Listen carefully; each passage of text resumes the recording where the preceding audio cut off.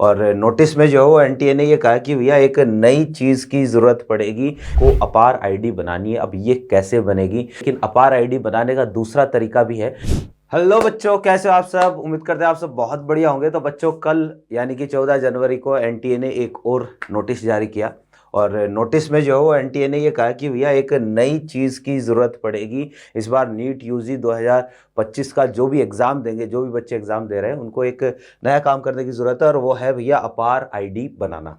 ठीक है, तो आपको क्या करना है भैया, अपार आईडी में अपने सारे के सारे जितने भी 10th 11th 12th के जितने भी सर्टिफिकेट है, जो भी आप मार्कशीट है, वो सारे एक तरीके से आपको डिजी लॉकर पर अपलोड करनी पड़ेगी अपार आईडी बना के। अब आपको ज़्यादा कुछ करना नहीं है इसमें, है ना, और टेंशन लेने की बिल्कुल ज़रूरत नहीं, बहुत ही आसान सा काम है। और कैसे ये अपार आईडी बनती है, तो इसके लिए भी मैं आपको बता दूंगा कि करना क्या है।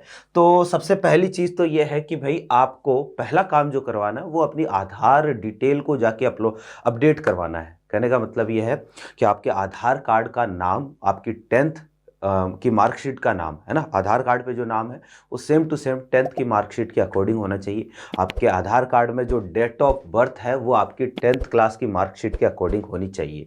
पहला काम तो ये करवाना, आपको अपडेट करवाना है। ठीक है, आप अपडेट आज ही करवा लीजिए अगर आपने अपडेट नहीं करवाया हुआ है तो, क्योंकि अपडेट होने में, आधार कार्ड में अपडेट होने में 3 से 4 दिन का समय लग सकता है। तो एक तो ये पहला काम आपको करना है। फिर भैया आपको आधार नंबर पे, जो भी आपका आधार कार्ड है उस पर जो मोबाइल नंबर आपने दे रखा है, एक प्रॉपर मोबाइल नंबर होना चाहिए जिस पर ओटीपी मिल सके, है ना, क्योंकि आधार के थ्रू साफ लिखा हुआ है इस नोटिस में कि आधार के थ्रू जो है वो क्या होगा, वैलिडिटेशन होगा।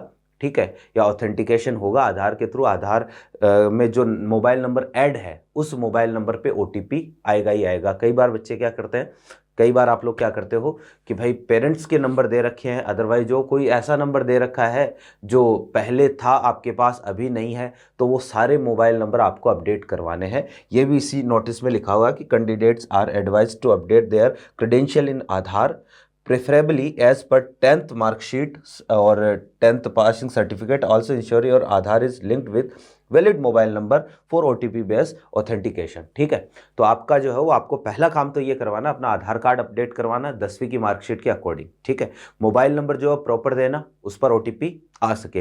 तीसरा, अब ये जो अपार आईडी है, देखो क्या लिखा है कि इसमें ministry of education integration of APAAR ID automated permanent academic account registry. ठीक है, APAAR ID with NEET UG 2025 to be ensured. कहने का मतलब आपको अपार आईडी बनानी है। अब ये कैसे बनेगी, तो कई जगह पर जो है वो इसमें लिखा हुआ है, या कई जगह आप देखोगे कि भाई आपको अपने पुराने स्कूल जाना है या किसी भी गवर्नमेंट स्कूल में जाके जो है वो आप वहाँ से एक फॉर्म लोगे, वो फॉर्म लेके आप जो है वो वापस से अपलोड करोगे। अपार आईडी इस तरीके से बन सकता है, ये एक तरीका है। लेकिन अपार आईडी बनाने का दूसरा तरीका भी है कि आप जाके डिजी लॉकर की वेबसाइट पर जाके आप क्या कर सकते हो भैया, यहाँ पर साइन इन कर सकते हो, है ना, कि डिजी लॉकर की वेबसाइट है और इस वेबसाइट पर जाके जो है वो आप साइन इन कर सकते हो। इसमें जो 3 ऑप्शन है आपके पास, मोबाइल नंबर से कर सकते हो, यूज़र नेम और आधार कार्ड से भी आप जो उसमें साइन इन कर सकते हो। और अगर आपका डिजी लॉकर पर अब तक अकाउंट नहीं है तो आप साइन अप करके जो डिजी लॉकर पर अपनी जितनी भी डिटेल है वो सारी फिल करके,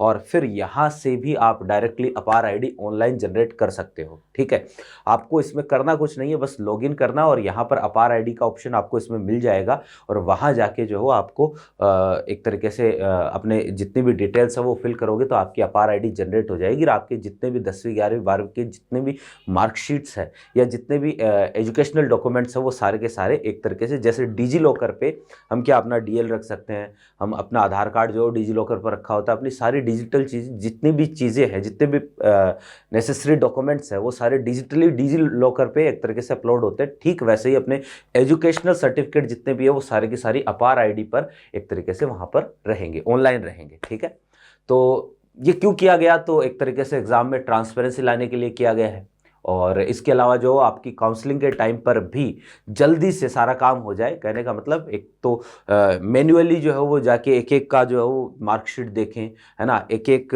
बच्चे का नाम चेक करें, एक एक बच्चे का जो है वो सारे डेट ऑफ बर्थ चेक करें, या फिर एक डिजिटल डेटा अगर है और उस डेटा पे डायरेक्टली जो जाके डायरेक्टली जो एनालाइज कर सकते हैं, तो उससे टाइम बचेगा, एग्जाम में ट्रांसपेरेंसी आएगी। ठीक है, तो ये एक तरीका हो सकता है, ऑनलाइन के थ्रू आप इस तरीके से अपार आईडी जनरेट कर सकते हो। ठीक है, तो उम्मीद करते हैं ये वीडियो आपके लिए यूजफुल होगा। और भी किसी भी तरह की कोई भी नोटिफिकेशन आता है तो वो आपको इस चैनल के थ्रू जल्दी से जल्दी मिल जाएगा। इसके लिए चैनल को सब्सक्राइब कीजिए, चैनल को खूब प्यार दिया आपने, आगे भी अपना प्यार ऐसे ही बनाए रखिए।